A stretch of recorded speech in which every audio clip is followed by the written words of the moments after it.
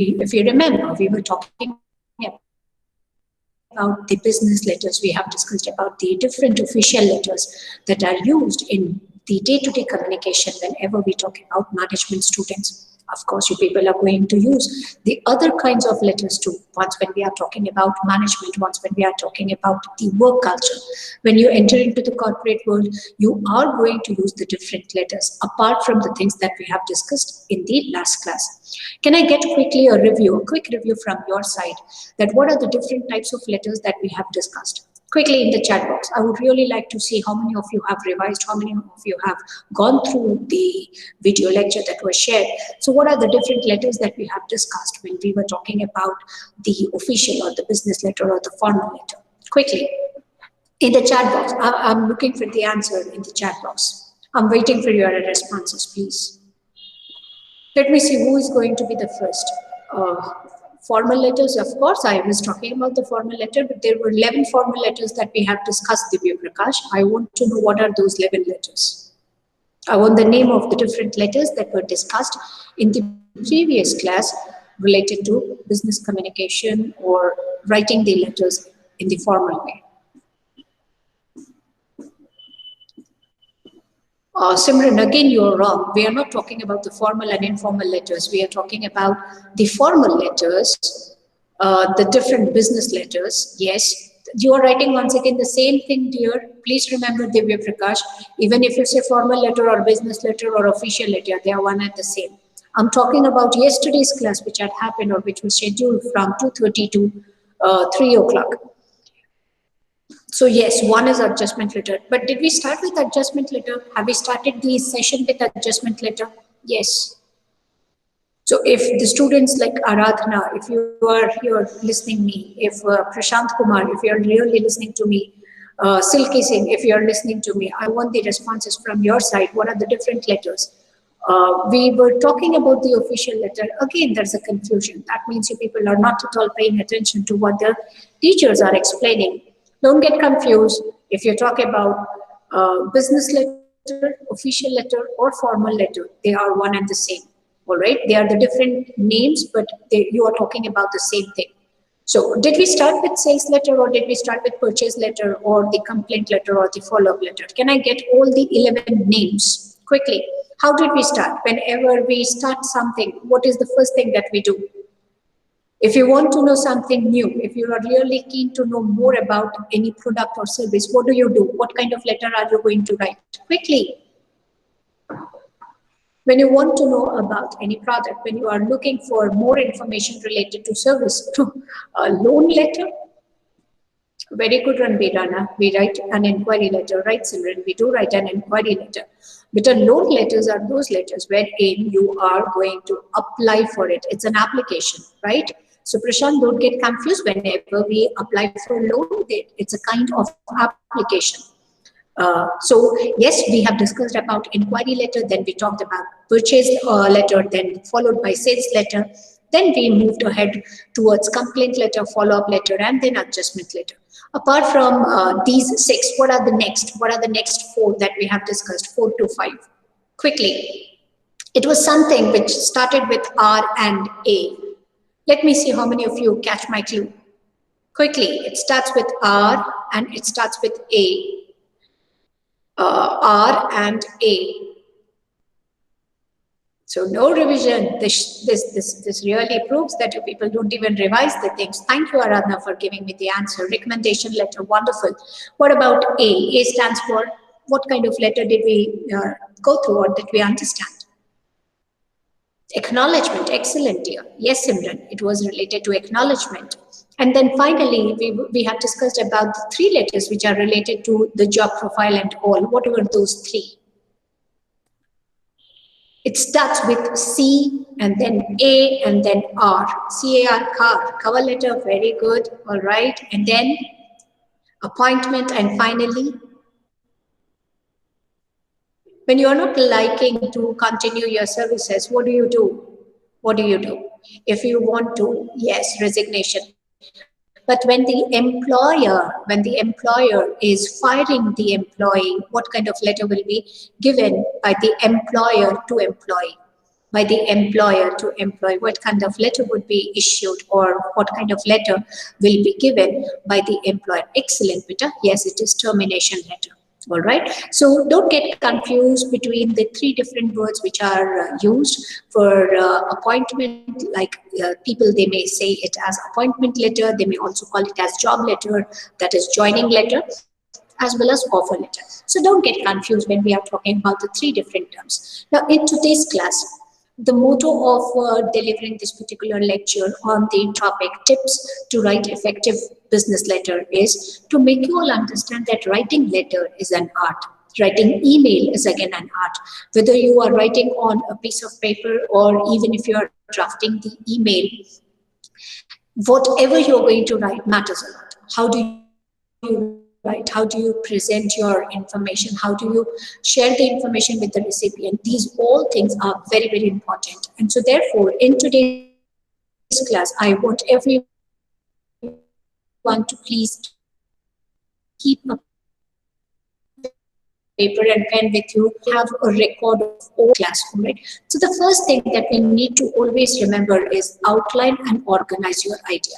If you're writing any letter, if I am writing an inquiry letter, or if I'm writing a purchase letter, or a sales letter, or filing a complaint, or settling any complaint, that is adjustment letter, or writing a recommendation letter, or acknowledgement letter, or a cover letter, or even an appointment or resignation letter, I have to always keep in my mind what is the main idea. Why am I writing this letter? Why am I writing this letter? What is the purpose behind writing this letter? What will I gain? What will I get if I write this particular letter? And then accordingly, I need to outline. I have to draw the outline. Outline in the sense, what are the key points? What are the key things that I'm going to include when I'm writing this particular letter? So keep this in your mind that whenever you are writing any email, just don't write it and click on the send button without even doing all these things which we are going to learn, which we are going to understand. I want you all to practice it on regular basis, because without practice, you cannot improve your email writing skills or letter writing skills. So the first thing that you should always keep in your mind is draw a proper outline. What is it that I want to convey? What is it that I want to inform? What is it that I'm willing to know or willing to explore? So these things are certainly very, very important, and you have to keep these things in your mind. Then comes gathering information. Once when the outline is drawn, once when you have decided what to do, you should then start gathering information. Once when you are gathering information, what happens? It will help you to have a clear understanding of what is it that you are going to present in your letter. There will be huge number of information available.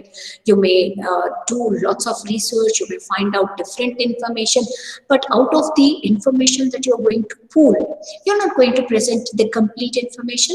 You will find out what is very important, what is relevant, what is required, how much to convey, what to convey, and how can I convey it in an effective way. So you are going to gather information, then analyze what to include, what not to include, followed by drafting. This is the third step that every student should keep in your mind. Whenever we are talking about drafting, you should keep in your mind that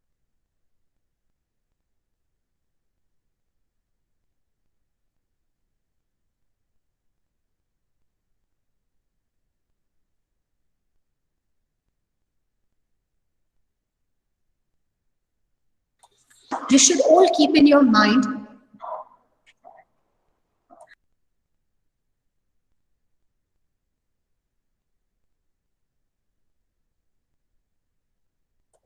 keep this in your mind, dear, whenever you are talking about outline and organizing your idea.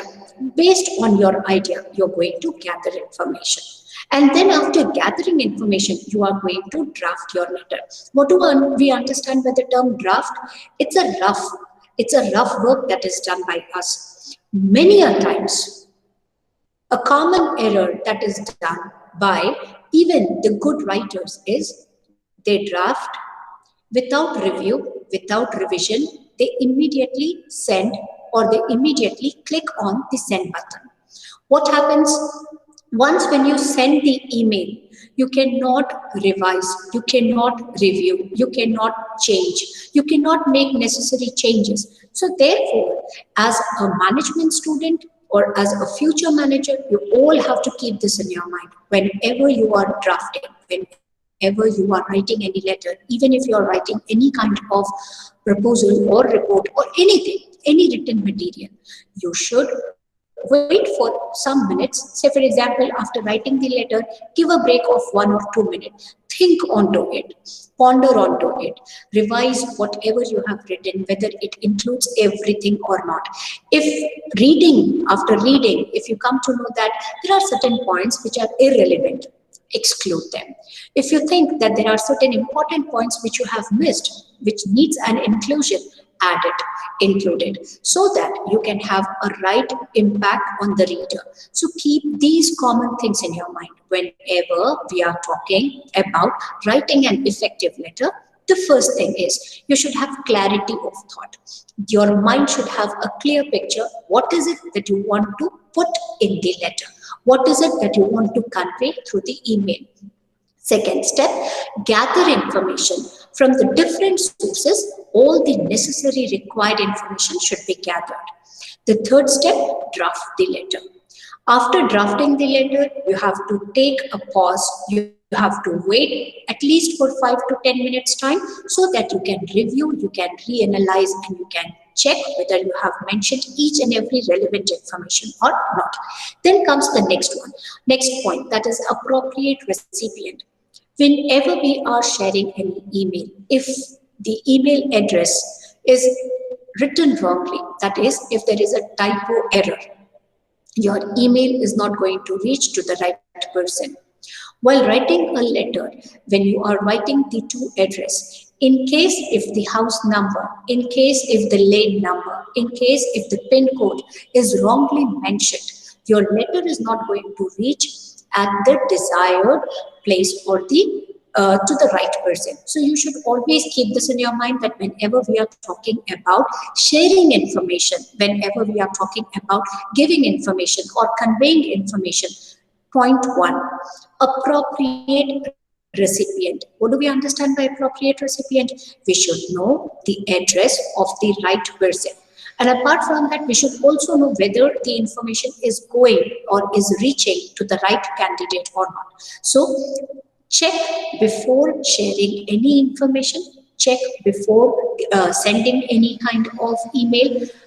You need to verify whether you are having the address in entirety or in totality or not, whether the address is correct or not.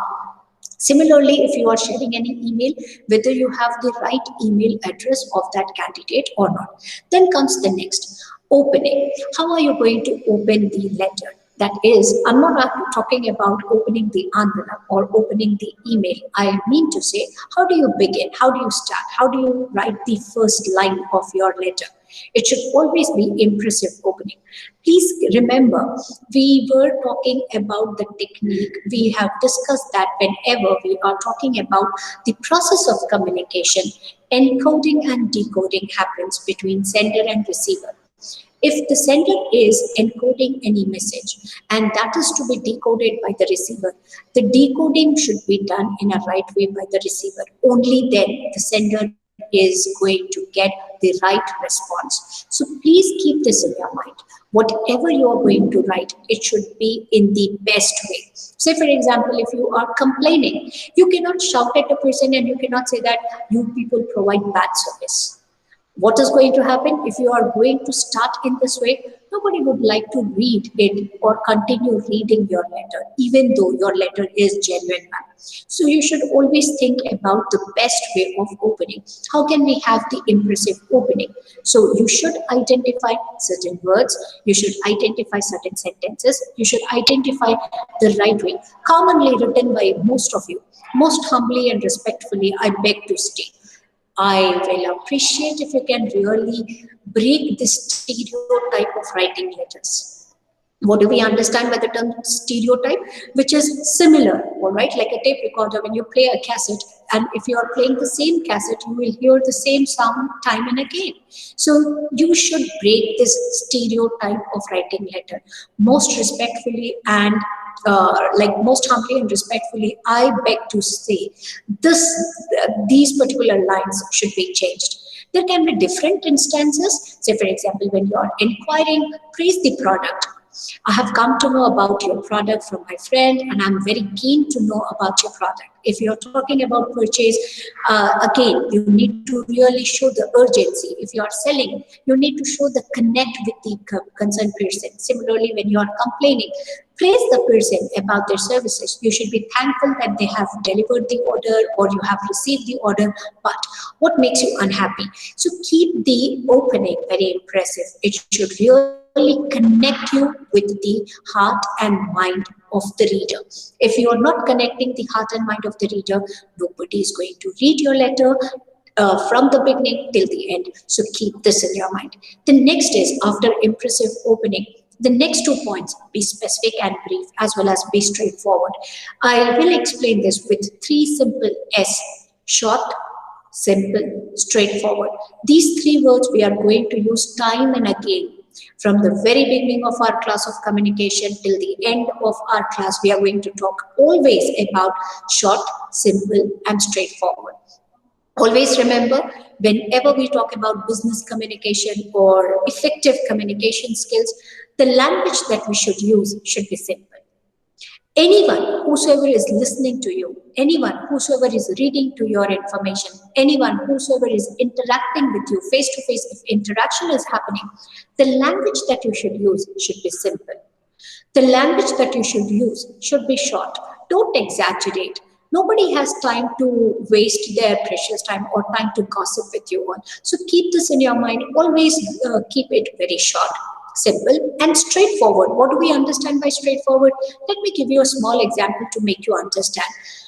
In case if you have lost your mobile phone and you're writing an application at the police station, you're not going to write in the application, I was traveling from so and so bus to so and so place, and while entering into the bus, that is while boarding or while getting down of the bus, I have lost my mobile phone. You're not going to write this.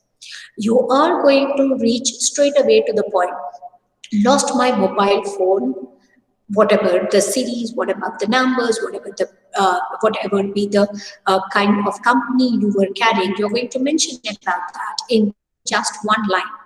Lost my mobile phone, Samsung, whatever, OneNote or something like that, closing the bracket, and then the date, the place at which you have lost. You are reaching straight away to the main point. You are not going to cook stories when you are writing any formal letter. So please remember, straightforward means straight away coming to the main point without unnecessarily exaggerating. Exaggerate means stretching these sentences, adding something or the other which is not required. So keep these 3 S in your mind: short, simple, straightforward. Be always short and simple. That is what it is saying. Be specific and brief, and be straightforward. The next 3 are again very, very important. Generate and maintain interest. If you have started in a very beautiful way, but if you cannot continue the same kind of interest from the very beginning till end, people will discard reading your letter. What do we understand by the term discard? Discard means neglecting, throwing it off, excluding, like they don't give value to, they don't pay attention to reading whatever you have mentioned. So keep these things in your mind from the very beginning till the end. Whatever you are trying to present, whatever you are trying to convey should be conveyed, should be informed in an interesting way. What do we understand by interesting way? We are not saying add a joke or add a humor. You should know what to add, when to add, how to add the important relevant points. That is the reason, if you remember, right from your childhood classes, like when you were in class 6th, even till your post-graduation, we have told you, or time and again, your teachers have told you that the content should be divided into 4 broad categories: introduction, purpose, explanation, and then proper conclusion. When you follow these 4 steps, I need to introduce, I have to explain the purpose, I need to give the details of whatever the things had happened. Finally, I need to conclude. This will not only generate interest, but will also help you to maintain the interest of the reader. In case if you require any supportive document, say for example, when you're writing a complaint letter, of course you will have to add the invoice. Say for example, if you are acknowledging someone, you will have to again include the invoice or necessary proof, necessary evidences. Say for example, when you are talking about a purchase order, whenever you are placing a purchase order, if you have made advance payment, you will furnish that required information. If you are talking about sales, how much money that was transferred by the person who is purchasing the product, how much is left, and what are the different things that you are going to supply. All these supportive documents. Say for example, if you're writing a cover letter as detailed to you people yesterday, whenever we write our own cover letter, what are we going to do when we are applying for a job? We will include our resume or CV. That resume and CV are supportive documents. If you want any kind of recommendation, again, you're going to talk about yourself, you're going to include your profile, you're going to add your biodata. That is again supportive document. So keep this in your mind wherever. It's not required that every time you're going to include something in attachment. Wherever the supportive documents are required, you should not forget to include them. You should enclose them, you should attach them. And finally, before clicking the send button, review and revise. Many a times you will find that you are sharing your presentation. You have drafted the mail, but you forgot to attach your presentation. And without reviewing, without revision, when you just send the send button, what is going to happen? Of course, your teachers are going to receive your email, but the required attachment is missing. So keep these things in your mind. If you are not going to review and revise, it is going to be a problem. So hence, it is always advised whenever we write any letter. When I'm talking about letters, always remember it could be inquiry letter, it could be purchase order letter, it could be sales letter, it could be complaint letter, it could be follow-up letters or the adjustment letter, it could be letter related to recommendation or acknowledgement, it could be cover letter or appointment letter or even resignation letter. Whatever kind of letter that you are writing, you should always keep in your mind these 10 rules or steps. First, organize your idea, gather relevant information, draft the letter, check whether you are having the email address or the address of the recipient. Recipient is a person who is going to receive the information.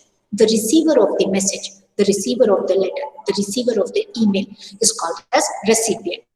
The one who receives is a recipient. So recipient's address is properly mentioned, and whether you are having it or not. Whenever you are going to start the letter, start it in an impressive way. Maintain the interest. Generate that interest. How can you maintain and generate interest? By following the simple 3S. Short, simple, straightforward. I repeat, short, simple, straightforward. Finally, whatever the supportive documents are required, include them, attach them whenever it is required. In case, if the attachments are heavy file, always remember, save them on your drive, save them on the Google Drive, and then include the link or give the access, allow the person to access it.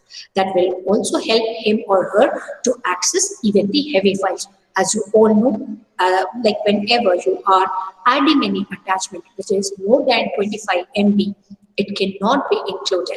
So it gets automatically, you will get a pop-up message. It will share or it will show that the information that you want to share can be added to your Google Drive, and if you want, you can allow the access, or you can ask the person to have the access of it. All right. So these are the 10 points that you have to keep in your mind whenever we talk about writing an effective letter. When you do this, what is going to happen? You will see that you are applying this technique, which is called as IDA. You're going to study about this even in marketing and sales. Whenever you are talking about any kind of connectivity, this technique is very, very important. Why this technique is important even in letter writing? Because the moment you're going to present any letter, it should grab the attention of the reader. If you read a letter, it should be interesting. And then the person should have the desire of responding. Only then he's going to act. So keep these four terms in your mind: attention, interest, desire, action. Say, for example, any class, whatever online classes that you people are attending, if it is not at all interesting, you will not get the desire to listen to it. And then accordingly, you are not going to act. In order to act, in order to get the desire, in order to have the desire to attend, your interest should match. And how the interest will get matched? Only when your attention is grabbed. So keep these four concepts in your mind here. This is going to help you throughout your life. I'm not only talking about English. I'm not talking only about marketing. I'm not talking only about HR or finance or even IT. This technique is applicable everywhere. Whenever you are going to start any communication, IDA will help you. Whenever you're going to have verbal communication, IDA is going to help you. Non-verbal communication, say for example, you are speaking very well, but your facial expression shows disinterest. What is going to happen? Automatically, people will start looking here and there. If you are not making eye contact in a proper way, again, people will look here and there. They'll not be interested to look at you at all. So all these points are very important, very relevant. And even when we are writing, most of the time what we think, I have written, that's the part of my job, let the reader read. Now, if you are not writing in a proper way, if you are not applying this technique, that is, how are you going to grab the attention? That is the reason why when you are writing your answers, your teachers or your parents must have told you, write in beautiful handwriting. Why you should write in beautiful handwriting? What is the need of writing in good handwriting? Because that good handwriting will grab the attention of the reader. Their interest will be generated. The desire to read in entirety, that is, in totality, they should read what you have written. And then action, what is the action? You get good marks. So keep this in your mind that IDA technique is very, very important, and it is going to help you. It is going to bring change, positive change in your learning aspect. Is this clear with everyone? So keep these common points in mind whenever you are writing any business letter. In case if you have any doubts, let us open up for a discussion for a minute or two so that I can clear your doubts. Yes, please. So if you have any doubt, either you can unmute your mic and ask me, or you can chat. You can let me know through the chat box whatever your doubts are. So Simran, could you understand here when we were talking about the tips of effective writing? Thank you, Aradhana, for giving me that confirmation. All right, dear. What about you, Dayakant? Could you understand here the importance of using effective business writing tips or even writing the business letters? Yes. What about Prashant? Thank you, Shilki, for giving me that confirmation, dear. Fareed, if you have any doubt. All right, Prashant. So I see, once when you say no doubt, I should also take it in understanding that if my students are having no doubt, that means they now will apply all these techniques when they are writing any business letter. All right? No doubt, ma'am. So whenever you are writing, thank you, Dayakant, for giving me that confirmation here. But what I'm trying to emphasize here is whenever you are writing anything, from now onwards, when you write your assignment, you should always see, how should I write my assignment in an emphatic and effective way? That means, how can I apply the technique called IDA so that my teacher should give me wonderful or good marks? Isn't it? So even when you are writing email to any teacher, you should keep this thing, these 10 points in your mind so that you can write in an effective way. All right. Thank you very much for attending today's class. God bless you all. We are going to once again understand about email writing, the change that has come every now and then because of technology, the changes are coming, and because of the technology, the letters which were written probably 20 years ago, when I'm talking about 2 decades ago, people used to write only letter. They used to post it and then the receiver used to receive it. But because of the intervention in technology, there is a drastic change which everybody has seen, particularly in email writing. So we are going to talk about email writing and how it has changed the format, or how it has helped people in interacting, communicating in an easy way. All right, so that would be the topic for tomorrow's class. Take care of yourself. Don't forget to revise the thing. That's very important, to keep revising the things. God bless you all.